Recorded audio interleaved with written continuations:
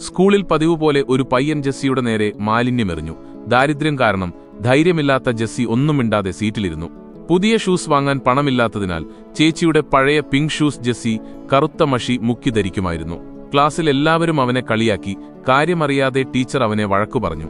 Sketch ബുക്കിൽ ചിത്രം വരയ്ക്കാൻ ഇഷ്ടപ്പെട്ട അവൻ ഒരു ദിവസം അതിൽ ചേച്ചിയുടെ ചിത്രം കണ്ട് അവളുമായി വഴക്കിട്ടു.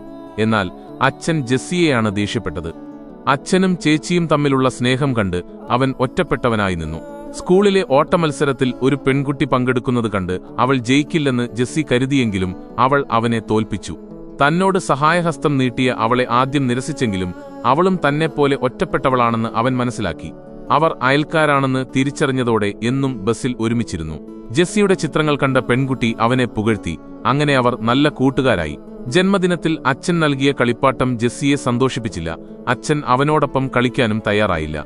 എന്നാൽ അവന്റെ ഇഷ്ടം തിരിച്ചറിഞ്ഞ പെൺകുട്ടി അവനൊരു പെയിന്റിംഗ് സെറ്റ് സമ്മാനമായി നൽകി. ജെസ്സിയുടെ ജീവിതത്തിലെ ഏറ്റവും സന്തോഷകരമായ ആ നിമിഷം അതായിരുന്നു.